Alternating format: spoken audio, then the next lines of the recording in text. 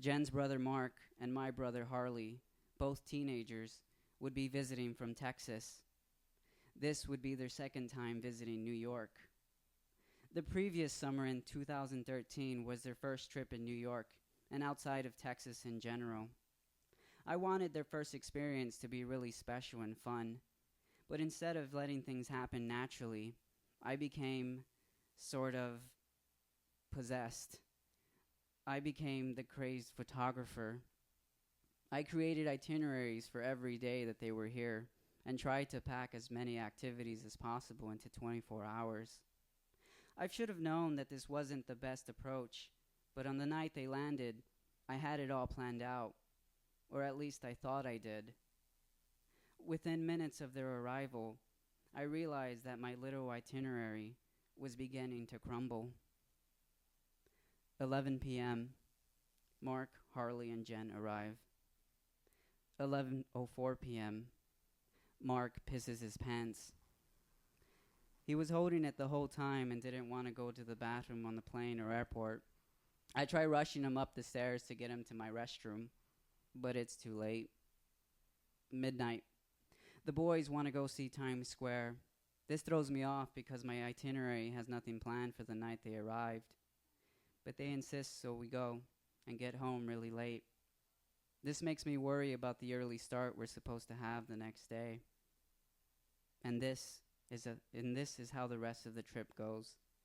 My plans have to be modified and adjusted, but as much as possible, I try to keep us within the bounds of what have been planned already. One of the highlights of the trip was supposed to be spending July 4th at Coney Island. Mark and Harley would get to ride the Cyclone roller coaster. We'd all eat Nathan's famous hot dogs and then watch the fireworks.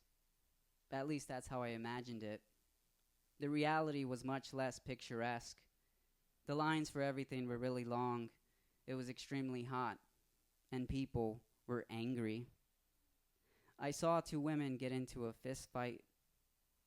I'm not sure what the fight was over, but one of the women was wearing a t-shirt that read, "Explain to me why I need a man."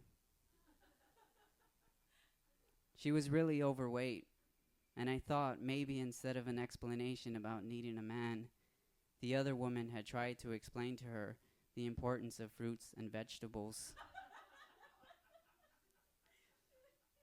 Rather than making the decision to leave immediately, which any normal, sane person would do, I wanted to stick it out, thinking it was still possible to have a good time. And with every passing hour, the cruel fate of our day became clearer. 3 p.m., Coney Island. The beach is really crowded, and after making our way through hordes of people to get to the water, Mark and Harley tell me they don't want to go in. Not once did it occur to me to even ask them if they wanted to swim. 6 p.m. After waiting in line for a couple of hours, Mark and Harley barely managed to get on a couple of rides. They don't even get to ride the Cyclone coaster. 8 p.m., dinner.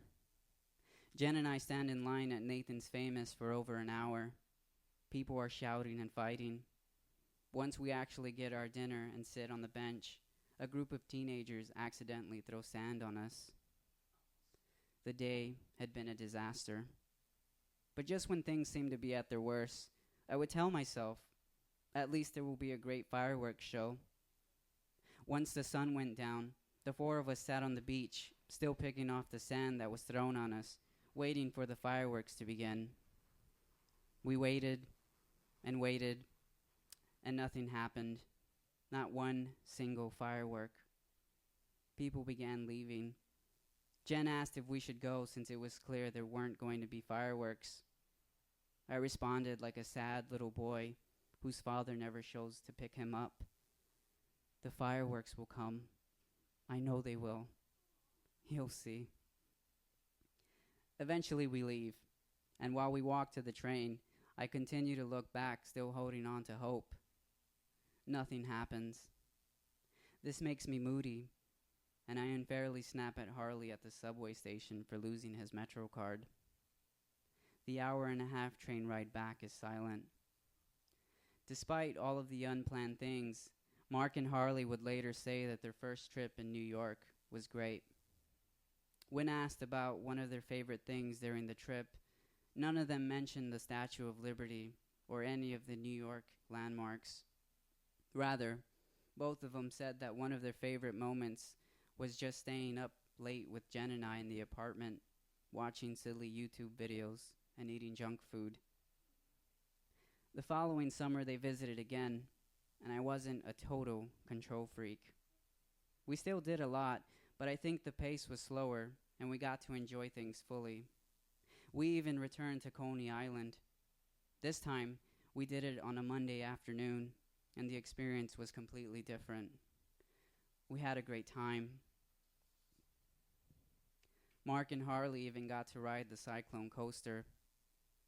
When asked about the highlight of their trip this time around, none of them mentioned the Broadway shows or the other tourist sights and sounds of New York. Rather, they said that running around for hours playing laser tag with Jen and I was one of the best moments. And yet, that was something planned last minute and not on any itinerary. I have a photo of Mark and Harley riding the Cyclone coaster at Coney Island.